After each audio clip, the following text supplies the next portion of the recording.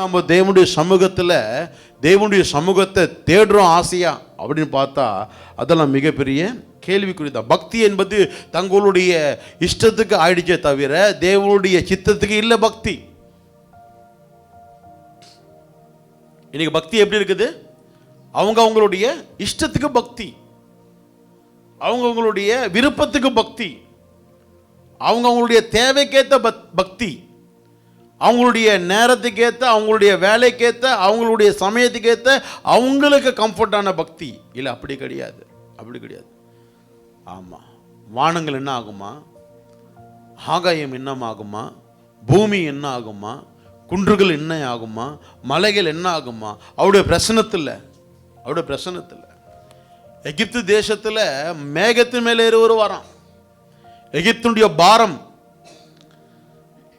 நாட்களில் சிறு பிள்ளைகள் எல்லாம் ஆடும் புலியும் சிங்கமும் எல்லாம் ஒன்றா மேயுமா, புல்லு தின்னுமா சிங்கம். அவருடைய சமூகம், அவருடைய பிரச்சனை.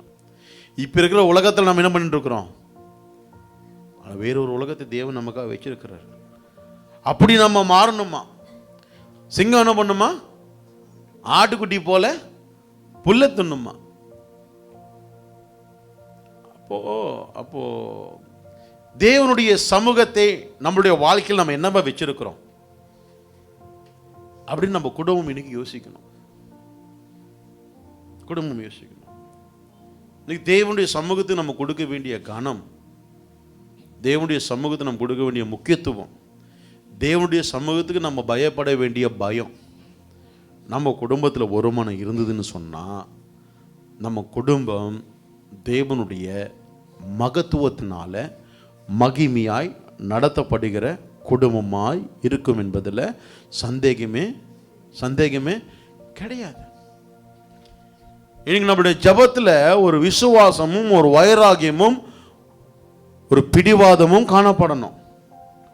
இன்னைக்கு நம்ம ஜபமே ஏதோ ஒரு ஃபார்முலா, எதற்காகவோ ஜபிக்கிற ஒரு ஜபத்தை போல நம்முடைய ஜபங்கள் என்னது?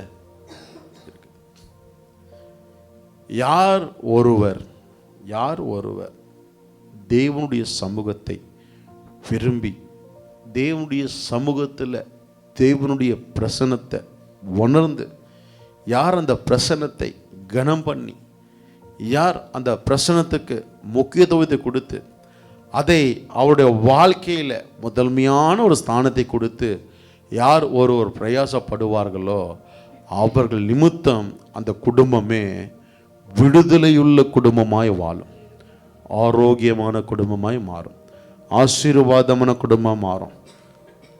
ஆனால் யார் ஒருவர் அசட்டை பண்ணுகிறார்களோ அவர்களை குறித்து பரிசுத்த வேதம் சொல்லுது. ஆதியாகமம் 3:8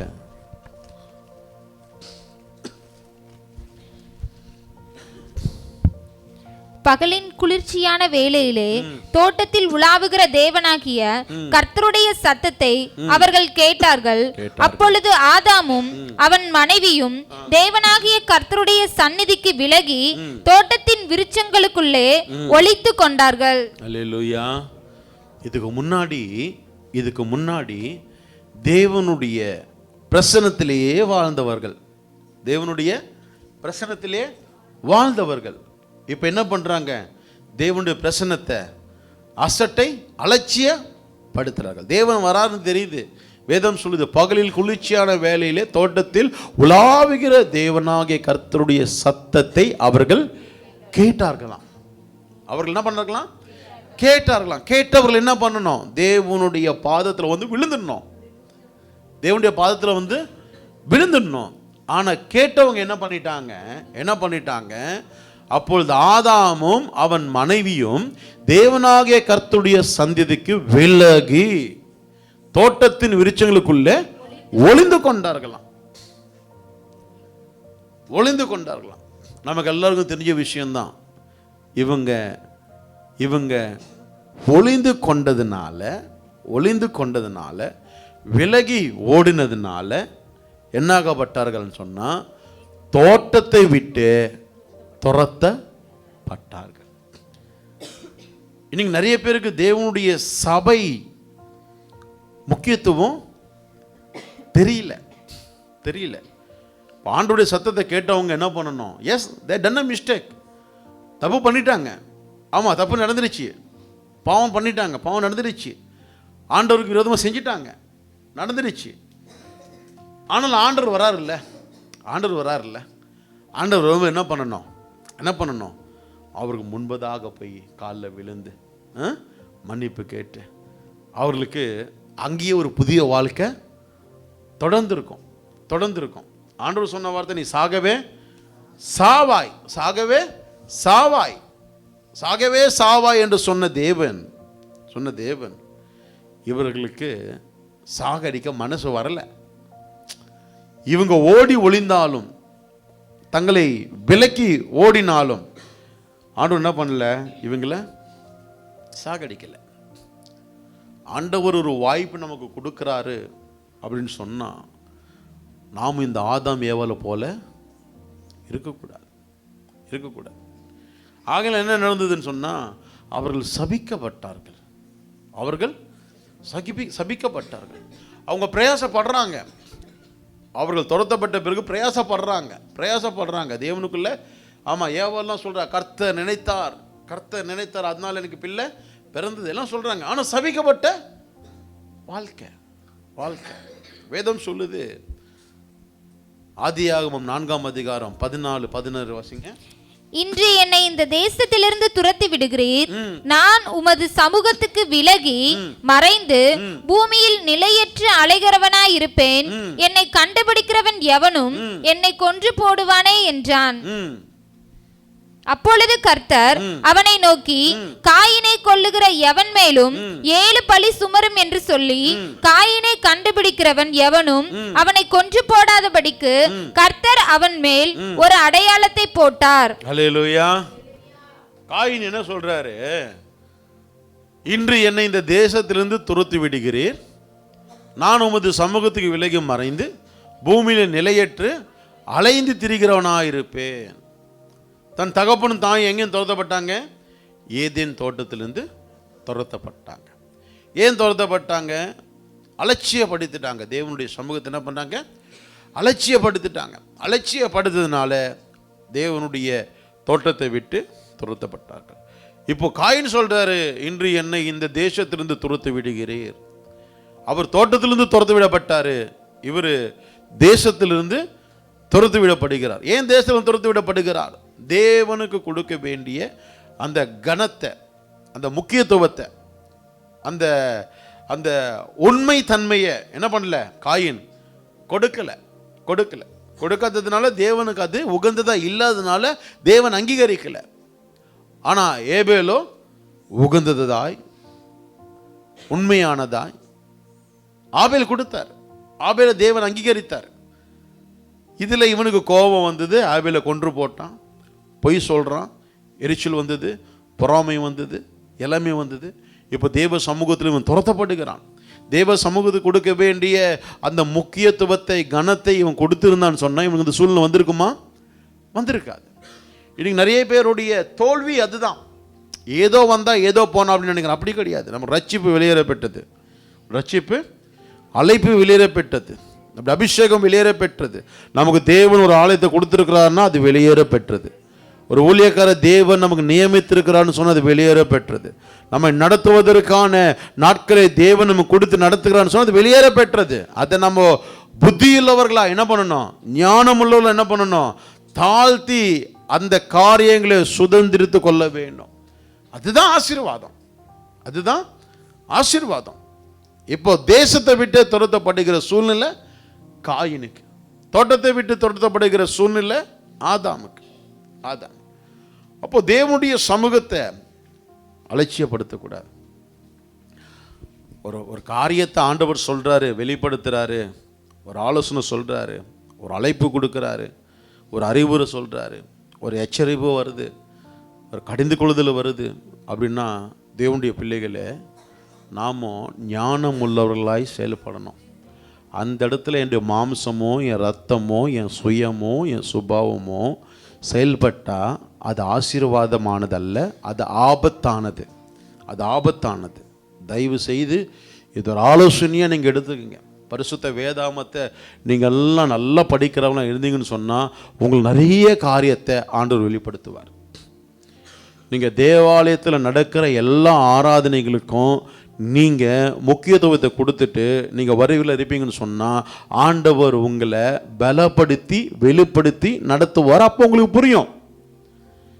இல்லை அல்லது தேவ சமூகத்தில் நீங்கள் குறைஞ்சது ஒரு அரை மணி நேரம் நல்ல ஜெபிக்கிறவர்களாக இருப்பீங்கன்னு சொன்னால், நல்ல ஜெபத்துக்கு முக்கியத்துவத்தை கொடுத்து நல்ல ஜெபிக்கிறவர்கள் இருக்குன்னு சொன்னால், அப்போ உங்களுக்கு அந்த காரியங்களெல்லாம் ஆழமாக புரியும். அப்போ தான் தாழ்த்த முடியும்.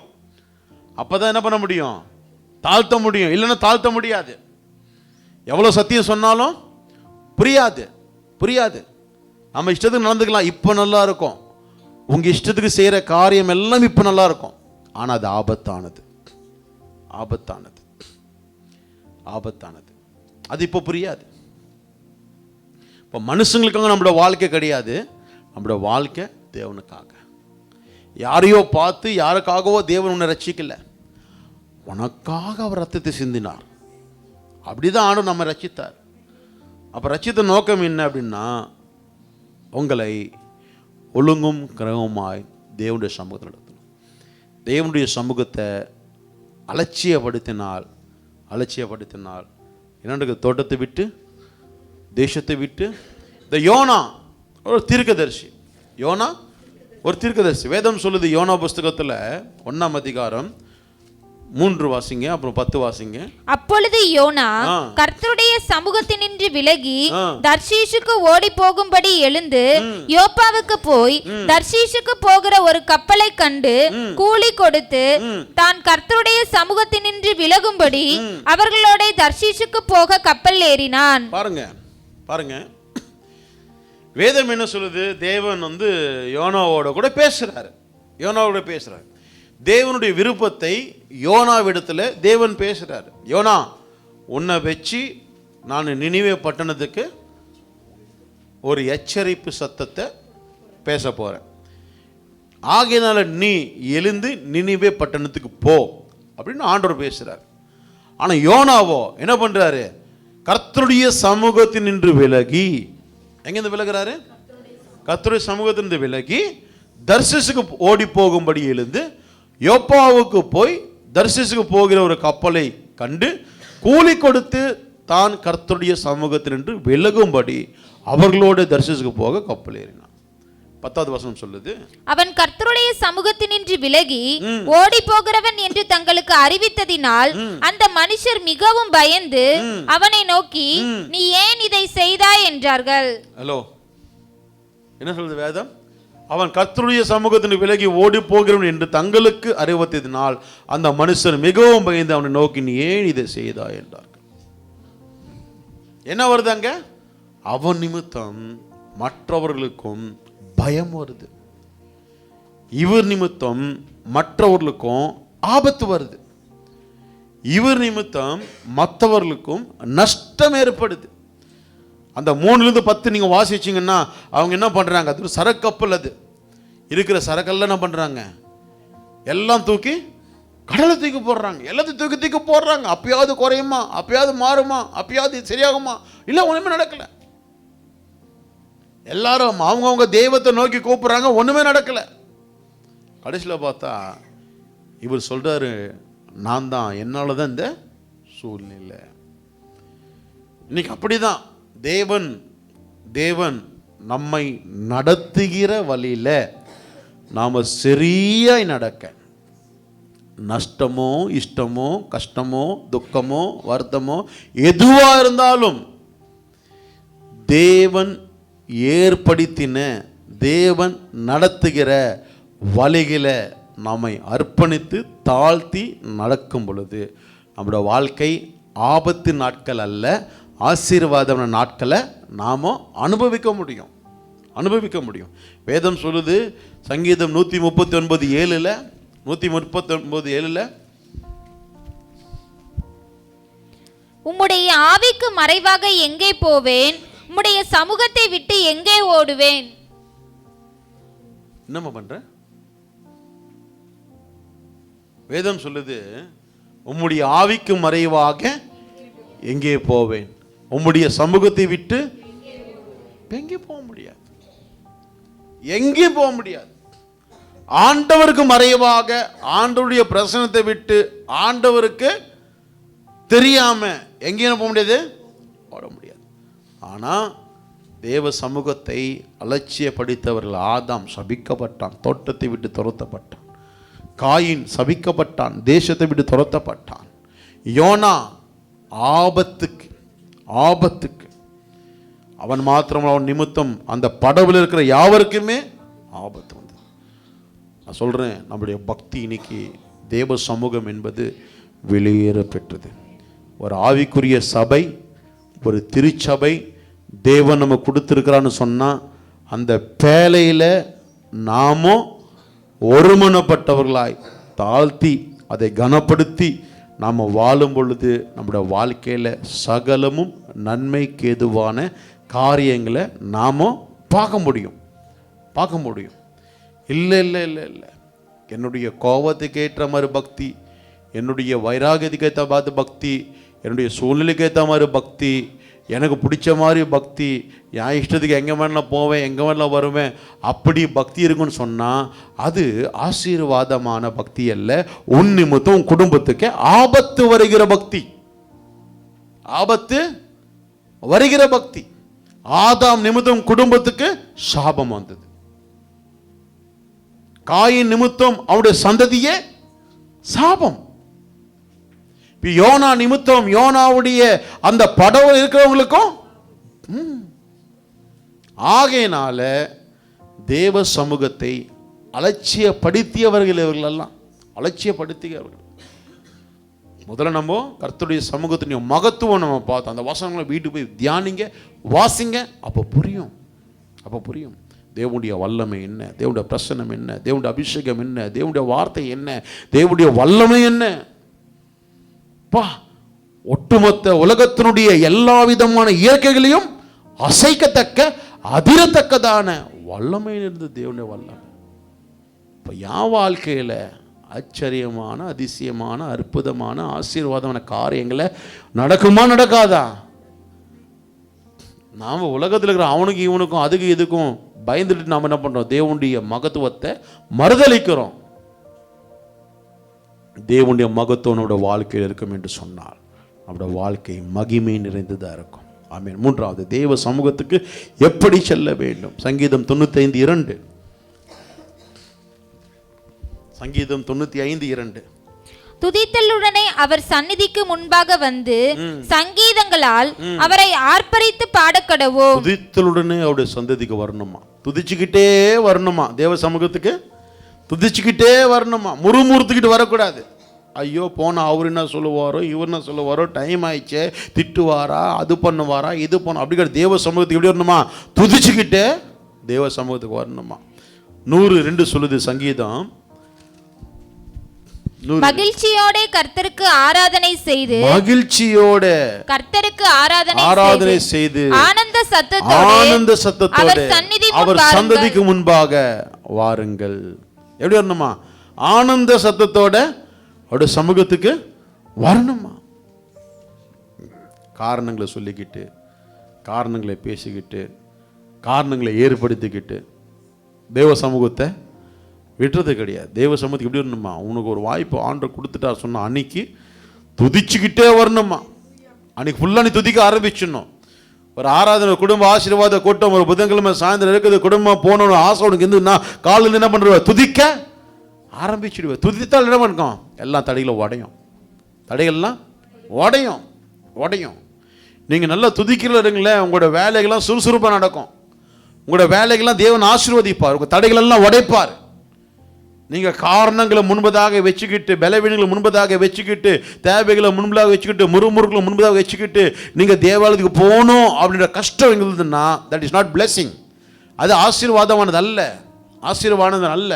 நிறைய பேர் டூருக்கு போகிறதுக்கு ஹாப்பியாக போவாங்க, ஃபங்க்ஷன் போகிறதுக்கு ஹாப்பியாக போவாங்க, ஆமாம் ஷாப்பிங் போகிறதுக்கு ஹாப்பியாக போவாங்க, ஆமாம் பீச்சுக்கு போகிறதுக்கு ஹாப்பியாக போவாங்க, ஹோட்டலில் சாப்பிட போகிறதுக்கு ஹாப்பியாக போவாங்க, ஊர் சுற்றணுன்னு ஹாப்பியாக போவாங்க. என்ன ஒரு சந்தோஷம் இருக்கும். நான் சொல்கிறேன், அதெல்லாம் கஷ்டத்துலேயும் துக்கத்துலேயும் முடியும்.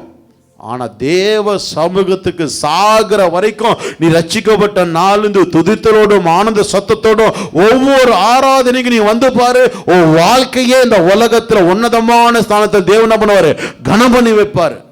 அதெல்லாம் பார்க்க முடியும். அப்பதான் பார்க்க முடியும். ஆமா, செப்பனியா 1:7 சொல்லுது. செப்பனியா 1:7,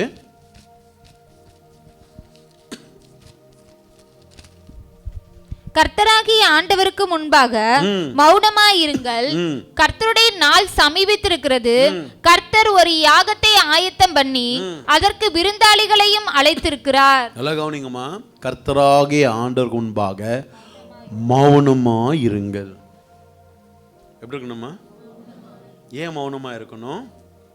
கர்த்தருடைய நாள் சமீபித்திருக்கிறது. கர்த்தர் ஒரு யாகத்தை ஆயத்தம் பண்ணி அதற்கு விருந்தாளிகளையும் அழைத்திருக்கிறார். நான் சொல்கிறேன், உங்களுக்கு இது ஒரு ஆலோசனையை சொல்கிறேன். நான் ஒரு ஆலோசனையை சொல்கிறேன். உங்களுக்கு ஒரு ஊழியக்காரு ஒரு ஆவிக்குரிய ரீதியில் ஏதாவது ஒரு காரியத்தை சொல்லும் பொழுது தயவு செய்து அதற்கு எதிர்பேச்சு பேசாதீங்க. எதிர்பேச்சு பேசாதீங்க. கேளுங்க. கேட்டு அது முடியுதோ முடியலையோ, கஷ்டமோ நஷ்டமோ எதுவாக இருந்தாலும் அதை செயல்படுத்துறதுக்கான பிரயாசத்தை படுங்க. அது உங்களுக்கு ஆசீர்வாதம். அது உங்களுக்கு ஆசீர்வாதம். நான் சொல்றது உண்மையா பொய்யா? ஆசீர்வாதம். அது ஆசீர்வாதம். எப்படி இருக்கணுமா? தேவனுக்கு முன்பதாக மௌனமா இருக்கணுமா? தேவன் சொல்றது மௌனமா இருக்கணும். ஆமா, வேதம் சொல்றது 1 கொரிந்தியர் 12:9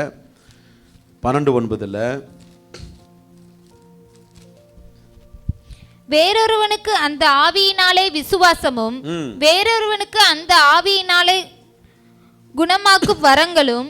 1:29 1 கொரிந்தியர் 1:29 மாம்சமான எவனும் தேவனுக்கு முன்பாக பெருமை பாராட்டாதபடிக்கு அப்படி செய்தார். சமூகத்துக்கு எப்படி வரணும்னு சொன்னா, மாம்சமான எவனும் தேவனுக்கு முன்பதாக பெருமையை பாராட்ட கூடாது. மௌனமாய், அமைதியாய், தாழ்மையாய், சாந்தமாய் தன்னை என்ன பண்ணணும்? காத்து கொள்ளணும். அப்படி வரணும் தேவனுடைய ஆலயத்துக்கு. தேவனுடைய ஆலயத்துக்கு எப்படி வரணும்? அப்படி வரணும். சரி, ஒரு ஆலோசனை சொல்லி நான் ஜெபம் பண்ணி அப்படிக்கு ஆசைப்படுகிறேன். எத்தனை பேர் என் தேவனால நான் ஆசீர்வதிக்கப்பட்டு என் குடும்பத்தில் நான் கண்ட துக்கங்கள், நான் கண்ட பிரிவினைகள், நான் கண்ட கண்ணீர், நான் கண்ட நஷ்டம், நான் கண்ட பலவீனம், நான் கண்ட வறட்சி, நான் கண்ட அவமானம், நான் கண்ட சில இழந்து போன காரியங்கள், இதெல்லாம் மாறி ஆசீர்வாதமாக, சமாதானமாக, சந்தோஷமாக, ஆரோக்கியமாக, நிறைவாக, உயர்வான வாழ்க்கை வாழணும்னு எத்தனை பேர் ஆசைப்படுறீங்க? எத்தனை பேர் ஆசைப்படுறீங்க? நான் சொல்கிறேன் உங்களுக்கு, தயவு செய்து நன்றி உள்ளவர்களாக இருங்க. அம்மா, தம்பி, புரியுதுங்களா? நன்றி உள்ளவர்களாக இருங்க. இந்த உலகத்தில் யார் உங்களுக்கு உதவி செய்தாலும் அவர்களுக்கு அது சின்ன உதவியோ பெரிய உதவியோ அதுக்கு நன்றியுள்ளவர்களாக இருங்க. உங்களுக்கு நன்மை செய்தவர்களுக்கு எப்பயுமே தீமையை நினைக்காதீங்க. என்ன நினைக்காதீங்க? தீமையை நினைக்காதீங்க. இப்படி கூட சொல்லலாம் போல் இருக்கு. உங்களுக்கு யாராவது தீமை செய்தார்கள் என்று சொன்னால் அவர்களுக்கு நீங்க தீமை செய்யணும்னு சொல்லிட்டு நினைக்காதீங்க. புரியுதா உங்களுக்கு நான் சொல்றது? முதல்ல சொன்னேன், நமக்கு யாராவது நன்மை செய்தா அவங்களுக்கு நன்றி உள்ளவர்களா இருங்க. எந்த சூழ்நிலையும் எப்பவுமே அவங்களுக்கு தீமையை செய்யாதீங்க, நினைக்காதீங்க. நீங்க திரும்பி அவங்க செய்த நன்மைக்கு திரும்பி நீங்க நன்மை செய்யலைன்னா கூட பரவாயில்ல, ஆனா தீமையை நினைக்காதீங்க. ரெண்டாவது காரியம், உங்களுக்கு யாராவது தீமை செய்தார்கள் என்று சொன்னால் அவர்கள் நீங்கள் திரும்ப தீமை செய்வதற்காக முயற்சி செய்யாதீங்க. செஞ்சுட்டு போட்டோம். நீங்க அவர்களுக்கு நன்மை செய்வதற்கான பிரயாசத்தை படுங்க. புரியுதா நான் சொல்றது? புரியுதா உங்களுக்கு?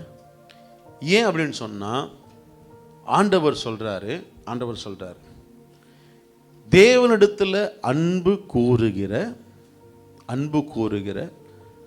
எல்லாருக்குமே சகலமும் நன்மை கேதுவாய் நடக்கிறது என்று அறிந்திருக்கிறோமே. தேவனுடைய பிள்ளைகளுக்கு நான் சொல்கிறேன், என்னுடைய பர்சனல் எக்ஸ்பீரியன்ஸ் நான் சொல்கிறேன். நான் ரட்சிக்கப்பட்ட நாளும் இது வரைக்கும் பல காரியங்களை நான் பார்த்துக்கிட்டு வரேன். ஆனால் இது வரைக்கும் தேவனை நம்பி இருக்கிறதுனால எல்லாமே நன்மையாக தான் தேவன் எனக்கு மாற்றி கொண்டிருக்கிறார். நன்மையாக தான் தேவன் நடத்திக்கிட்டு இருக்கிறாரு. எந்த விதத்திலும் எங்கேயும் யாருக்கு முன்பதாகவும் எதுலேயுமே குறைந்து போகும்படியான சூழ்நிலை தேவன் கொடுக்கவும் மாட்டார். அப்படி நான் செய்யணும் அப்படின்னு நினச்சிருந்தேன்னா இன்னைக்கு இந்த நிலைமைக்கு வர முடியாது. ஆகையினால என் சபை ஜனங்களே இன்னைக்கு 3 முக்கியமான காரியங்களை நம்ம தியானித்தோம். 1, தேவனுடைய சமூகத்தின் மகத்துவம். 2வது, தேவனுடைய சமூகத்தை அலட்சியப்படுத்தியவர்களை தியானித்தோம். 3வது, தேவனுடைய சமூகத்துக்கு எப்படி வரணும். இது ரொம்ப ரொம்ப முக்கியமானது நம்ம குடும்பத்திற்கு.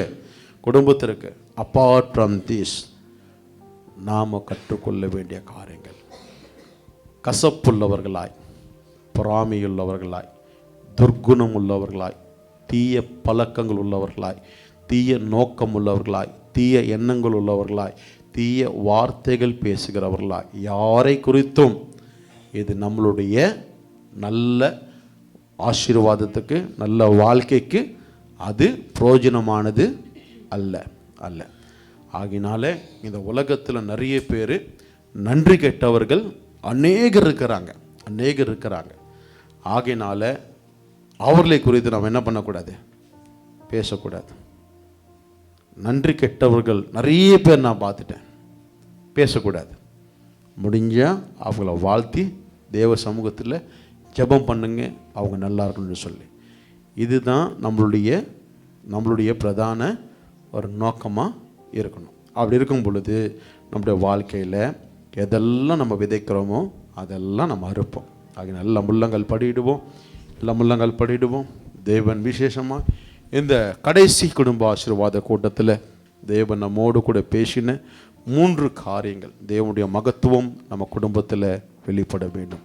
இந்த நாள் நம்ம கேட்ட செய்தி மாதிரி எந்த சூழ்நிலையிலும் இனி வரும் நாட்களில் தேவ சமூகத்தை நாம் அலட்சியப்படுத்தாதபடிக்கு எச்சரிக்கையை உள்ளவர்களாய் நம்ம ஆதாமை போல, காயினை போல, யோனாவை போல நம்முடைய வாழ்க்கை இராதபடிக்கு தேவனுடைய சமூகத்துக்கு துதித்தலோடும் ஆனந்த சத்தத்தோடும் மௌனத்தோடும் தேவனுடைய சமூகத்துக்கு முன்பதாக ஜப சிந்தியோடு கூட கட்டுகிற கிருபை தேவன் நம்மளுடைய திருச்சபைக்கு, குடும்பங்களுக்கு தேவன் கொடுப்பாராக. இந்த கூட்டத்தை ஆசீர்வதிக்கும்படி